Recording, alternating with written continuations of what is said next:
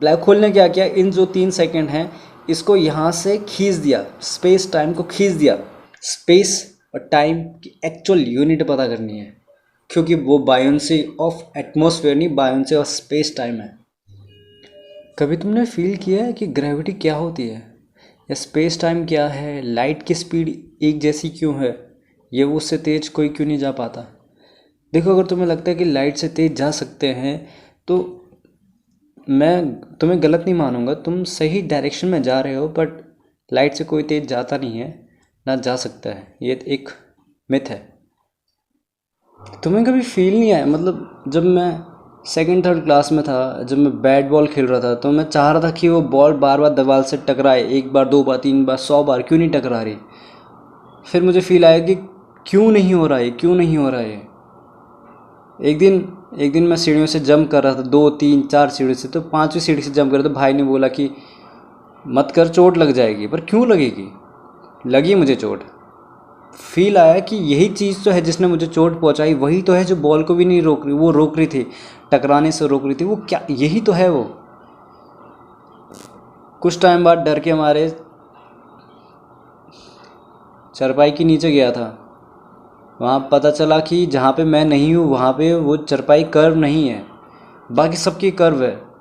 उठाया मैंने, बताया कि ये देखो यहाँ पे ये क्या है, जहाँ पे मैं नहीं हूँ वो, और जो जो यहाँ पे कर्व है वही तो चीज़ है जो मुझे, जिसने मुझे चोट पहुँचाई और जो बॉल को जाने नहीं दे रही, वो दिख रही है अभी। तो बस मुझे कि मम्मी ने कह दिया कि ये तो भार है तेरा, तेरा भार है तभी तो ये दबता है। तो मुझे वहाँ पे पता चला जो भार है वही वही चीज़ है। बट फिर मैंने हल्की चीज़ को ज़ोर से फेंकने की कोशिश करी, एक रुई को, वो दूर नहीं गई। पर एक बहुत भारी चीज़ को फेंकने की कोशिश करी, वो भी दूर नहीं गई। मतलब भार क्या है फिर? वो जो हल्की चीज़ है वो भी दूर नहीं जा रही, क्यों नहीं जा रही? वो तो हल्की है,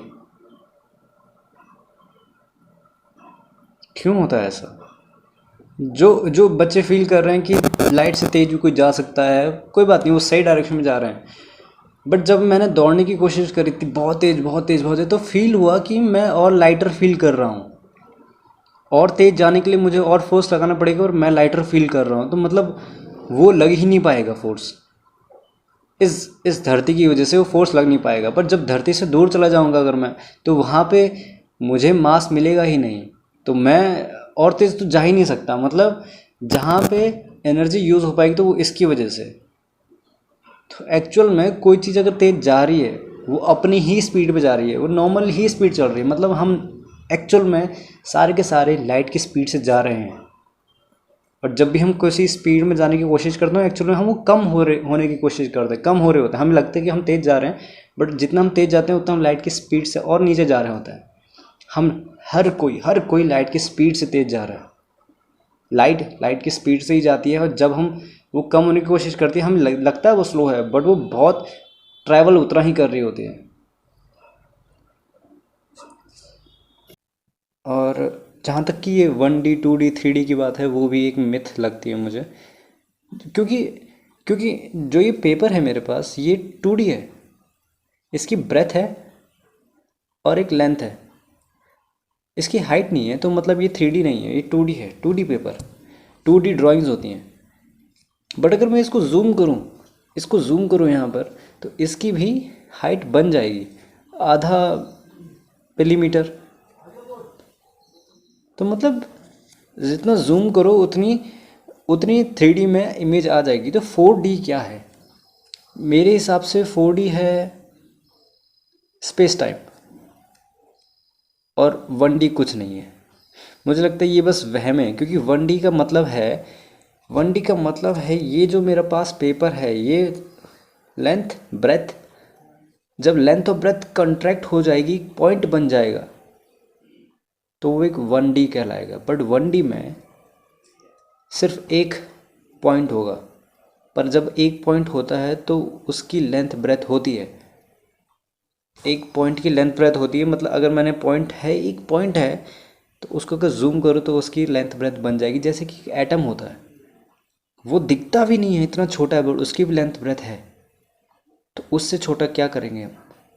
तो 1D कुछ नहीं है, 2D है, 3D है, 4D 5D होंगे, बट जो डायमेंशन के अंदर हम ये डालते हैं ना कि डायमेंशन है ये, नहीं ये नहीं, ये नहीं मानो। हमें बहुत सारी चीज़ें नहीं दिखती। जो एक स्पेक्ट्रम होता है लाइट का विजिबल लाइट अलग होता है। लाइट का स्पेक्ट्रम शायद लाइट का स्पेक्ट्रम इतना बड़ा होता है और उसके अंदर इतना सा होता है विजिबल लाइट का, इतना होता है विजिबल लाइट। बाकी X ray, gamma ray, radio waves, बहुत सारी लाइट्स होती हैं बट दिखती नहीं है। मतलब जो हम देख पा रहे हैं हम उसको ही थ्योरेटिकल कर पा रहे हैं कि नहीं ये होगा ये होगा, बट जो नहीं दिख रहा, बहुत सारी ऐसी चीज़ें जो हमें नहीं दिखती, बहुत सारी ऐसी जो हमें समझ नहीं आती या हमें पता ही नहीं चलता। जैसे कि एक चींटी को पता नहीं है कि इकोनॉमी क्या होती है, वो हमारे सामने रह रही है बट उसे नहीं पता इकोनॉमी क्या होती है, उसे नहीं पता पैसा क्या होता है। तो ऐसा ही हमारे पास शायद बहुत सारी चीज़ें हैं बट हम उसे देख पा रहे हैं बट समझ नहीं पा रहे। एक मनी क्या होती है, पैसा क्या होता है, समझ रहे हो? तो ये सारी चीज़ें नहीं है। और हाँ, ये जो बेंट शीट एनालॉजी है जिसमें हम ऐसा दिखाते हैं स्पेस टाइम को और यहाँ पे कर्व दिखा लेते हैं, ये गलत है।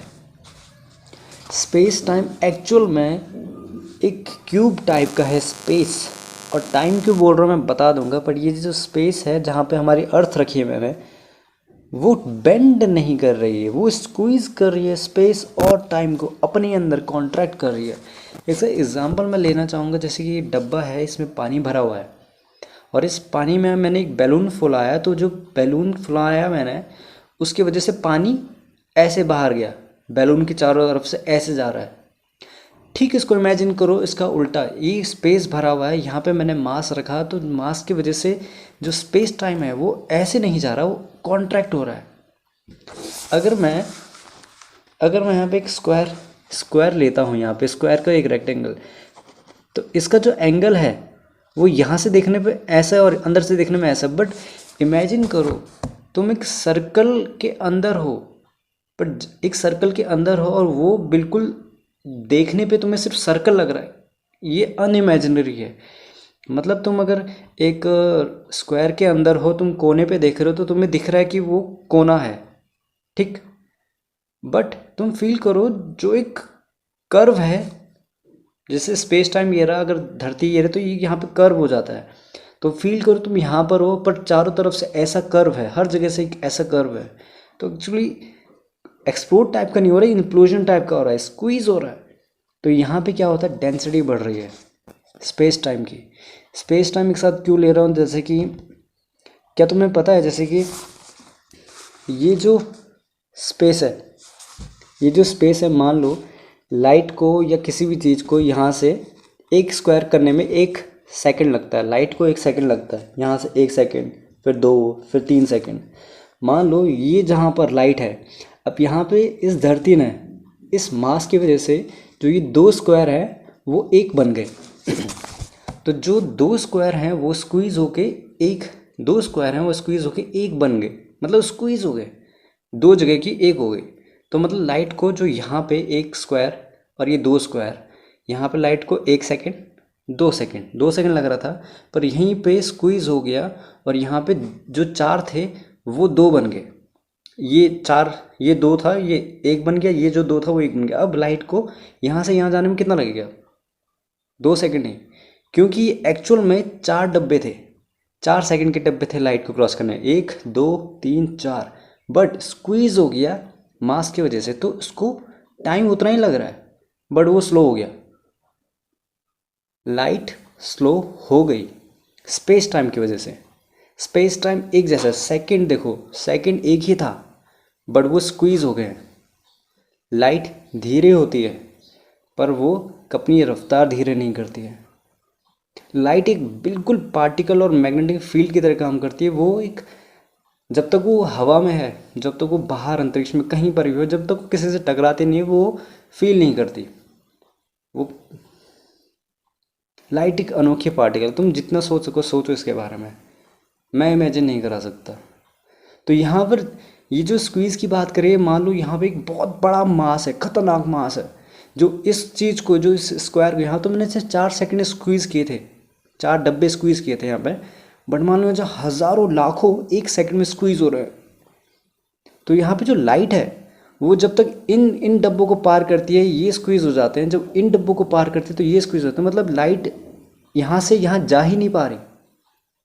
और ऐसा होता है ब्लैक होल पे, जब लाइट ही नहीं जा पा रही, जब टाइम की जो यूनिट है वो स्क्वीज़ हो जा रही है, स्क्वीज़ हो जा रहा, टाइम अगला जा ही नहीं पा रहा, वहाँ टाइम भी रुक जाता है क्योंकि वो स्क्वीज़ हो रहा है। तो हमें पता क्या करना है, हमें पता करना है टाइम की असली यूनिट क्या है। टाइम की असली यूनिट सेकंड नहीं है, प्लीज़, सेकंड नहीं है। तुम मानते रहो पर सेकंड नहीं है, 1 सेकंड नहीं यार, 1 सेकंड नहीं है। उसकी जो यूनिट है, छोटी से छोटी यूनिट, जो एक्चुअल यूनिट है, और स्पेस की जो एक्चुअल डायमेंशन है, हमें वो पता करना है। जैसे मान लीजिए टाइम और स्पेस है, अगर ये 2 सेकंड का जो टाइम है, जब ये स्क्वीज़ होता है स्पेस के साथ, ये एक बन जाता है, तो टाइम यहाँ पर, यहाँ से यहाँ तक 2 सेकंड लग रहे हैं। तो टाइम को टाइम लग रहा है, कैसे कह सकते हैं। हमारी धरती पे जब मान लो जी बहुत मास पे रहते हैं हम यहाँ पर, तो यहाँ पे स्पेस टाइम स्क्वीज़ हो रहा है, और धरती से बहुत दूर या कहीं भी दूर जहाँ पे एक भी मास नहीं है, वहाँ पे ना स्पेस ना और टाइम, उसको स्क्वीज़ होने के लिए कोई डेंसिटी नहीं है। तो वहाँ पे जो टाइम चलेगा वो मान लो 1 सेकंड है, तो जो धरती पे जो टाइम चलेगा वो 1 सेकंड से कम होगा, लेस देन 1। क्यों? क्योंकि यहाँ पे स्पेस और टाइम स्क्वीज़ हो चुका है। समझे? एक्चुअल में जो टाइम है वो रिलेटिव है। तो यहाँ पे हमारा जो टाइम हम सोच रहे हैं ना, अच्छा 1 सेकंड चल रहा है, एक्चुअल में वो 1 सेकंड वो धीरे चल रहा है, थोड़ा धीरे चल रहा है कहीं और के मुकाबले। जब यही चीज़ जब ब्लैक होल के आसपास होती है ना, तो वहाँ पे वो क्या करता है, जो टाइम और स्पेस है उसको 1 सेकंड मान लो, एक जो टाइम, अब मैं लाइट नहीं ले रहा, अब टाइम ले रहा हूँ। यहाँ से जो ब्लैक होल के पास है, यहाँ पे टाइम को यहाँ से यहाँ जाने में लगता है 1 सेकंड, यहाँ से यहाँ जाने में लगता है 1 और सेकंड। इसने क्या किया, इसको स्क्वीज़ कर दिया, खींच लिया, बढ़ा दिया। समझ रहे हो? ब्लैक होल ने क्या किया, इन जो 3 सेकंड हैं इसको यहाँ से खींच दिया, स्पेस टाइम को खींच दिया। ये मतलब इतना ताकतवर उसने इसको खींचा, इनको पता नहीं चला, इसको भी खींचेगा, जैसे स्क्वीज़ कर दिया। अब टाइम को यहाँ से यहाँ जाने में लगेगा 1 सेकंड। एक्चुअल में ये रहा क्यूब, उसको यहाँ से यहाँ जाने में 1 सेकंड लगता था, इसने दुगना खींच लिया। तो अब टाइम को यहाँ से यहाँ जाने में 1 सेकंड, यहाँ से यहाँ जाने में 2 सेकंड। ठीक है, इसने हर एक क्यूब को, मान लो जो टाइम के जो यूनिट बोल रहा है ना, जो मुझे पता करनी है सबको, तो वो ये है कि ये कितना है एक्चुअल में। जो स्पेस टाइम जो बहुत दूर है, जहाँ बिना मास के है, वहाँ पे जो स्पेस टाइम की एक्चुअल यूनिट है वो पता करनी है। तो जो हमारा जो ब्लैक होल है वो क्या करता है, जैसे मान लो 1 सेकंड पार करना है टाइम को यहाँ से यहाँ तक, तो करता क्या, ब्लैक होल खींच देता है। अब यहाँ से यहाँ जाना था टाइम को, यहाँ से 1 सेकंड लगाया, फिर यहाँ से 2 सेकंड, तब तक ब्लैक होल ने क्या किया, जो बचा हुआ था, जो पहले से खींचा हुआ था, उसने उसको भी खींच दिया। तो मतलब टाइम को यहाँ जाने फिर टाइम लगाएगा, मतलब वो टाइम एक क्यूब को ही कंप्लीट नहीं कर पा रहा है अपने, उसने टाइम को ही खींच दिया ब्लैक होल ने, और इसलिए वहाँ टाइम स्लो हो जाता है, और वहाँ इसलिए ही लाइट कभी पार नहीं जा पाती, क्योंकि उसने स्पेस को भी खींच दिया। तो अब मैं कुछ बताना चाहूँगा जो ग्रेविटी कैसे काम करती है, जो कि मुझे, कोई भी चीज़, जब भी हम किसी चीज़ पे फोर्स लगाते हैं, वो इनर्शिया के रूप में, जो हम बोलते हैं ना इनर्शिया है। अगर कोई दो चीज़ ऑब्जेक्ट में फेंकूँ नीचे, एक हल्की एक भारी, कौन ज़्यादा तेज़ गिरेगी, कौन ज़्यादा तेज़ गिरेगी? कहते हैं दोनों बराबर है, सही कहते हैं, बट क्यों गिरेगी ऐसा? क्योंकि इनर्शिया है इसमें इनर्शिया है। भले ही भारी ऑब्जेक्ट को धरती खींच रही है, बट इसको खींचने में टाइम भी लगा रही है, क्योंकि इसमें इनर्शिया है। बट जो थ्योरी ऑफ रिलेटिव जो आइंस्टाइन ने दिया, उसमें ग्रेविटी कोई चीज़ है ही नहीं, वो एक स्पेस टाइम फॉलो कर रही है। जैसे कि हर जगह एक कर्व है, तो यहाँ पे तुम कोई भी चीज़ फेंको, वो बराबर रेट पे ही गिरेगी।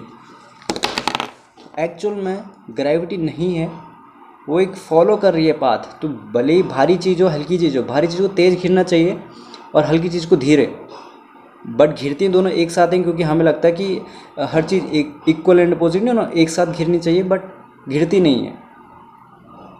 बट घिरती है क्योंकि हम देखते हैं भारी और एक साथ, जैसे कि गैलीलियो ने एक्सपेरिमेंट किया था, फेदर और कॉइन को एक साथ घिराया था। हल्की चीज़ भी उतनी पे घिरी, भारी चीज़ भी उतनी पे घिरी। क्यों घिरी? इनर्शिया। बट फिर पता चलता है वो एक्चुअल में इनर्शिया नहीं है, वो एक्चुअल में है कि वो दोनों चीज़ अपने स्पेस टाइम को फॉलो कर रही हैं और एक साथ घिर रही हैं। वो बस नॉर्मल टाइम पे हमें लगता है फेदर ऊपर उड़ रहा है, क्योंकि वहाँ पे फ्रिक्शन है, बहुत सारे फोर्सेस काम कर रहे हैं।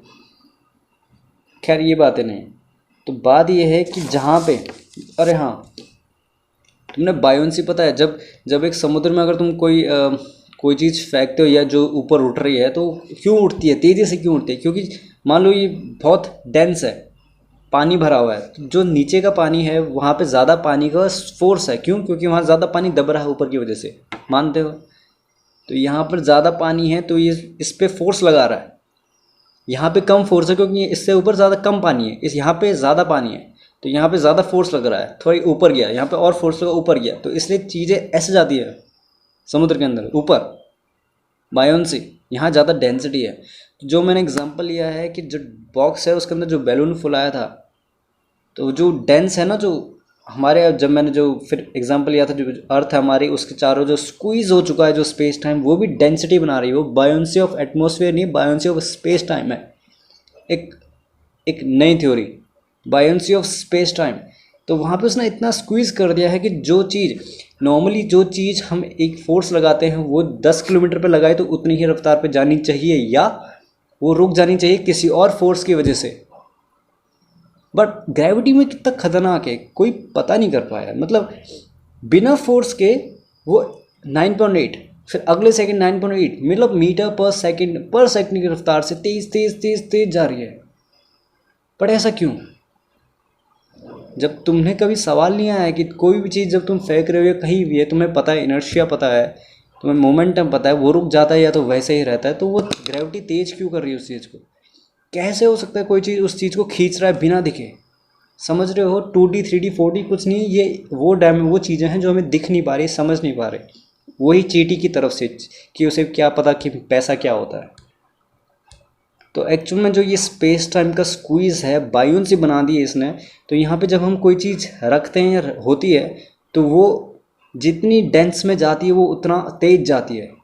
यही कारण है ग्रेविटी का कैसे काम करती है। वहाँ स्पेस टाइम का स्क्वीजनेस है, बायोन्सी इतनी टाइट कि वो और तेज और तेज और तेज जाती है, जब तक वो जितना स्क्वीज़ किया वहाँ तक पहुँच ना जाए, मतलब अर्थ के कोर तक। तो मतलब स्पेस टाइम स्क्वीज़ हो रहा है, इसकी वजह से ग्रेविटी काम कर रही है। अगर स्पेस टाइम स्क्वीज़ ना हो, इसका मतलब जो मास ना हो और मास नहीं होता, तो इसका मतलब स्पेस फ्लैट रहता है। फ्लैट मतलब नॉर्मल क्यूब्स रहते हैं, खिंचे हुए नहीं रहते और स्क्वीज़ वाले नहीं रहते, तो वहाँ पे ग्रेविटी भी नहीं होती, मतलब वो फोर्स नहीं होता, मतलब वहाँ कुछ नहीं होता, वहाँ नॉर्मल टाइम रहता है, नॉर्मल टाइम की यूनिट चलती है। यहाँ पे तो स्क्वीज़ हो रहा है, स्क्वीज़ होके वो बस तेज हुई जा रही है वो चीज़, क्योंकि वो बायोन्सी ऑफ एटमॉस्फेयर नहीं, बायोन्सी ऑफ स्पेस टाइम है। तो हमें पता क्या करना है, स्पेस और टाइम की एक्चुअल यूनिट पता करनी है। कैसे? वो जो एक क्यूब मैंने बताया, वो जो खिंच रहा है उसकी एक्चुअल यूनिट क्या है, और टाइम की एक्चुअल यूनिट क्या है, सेकंड नहीं है, वो एक्चुअल यूनिट पता करनी है। पता करो।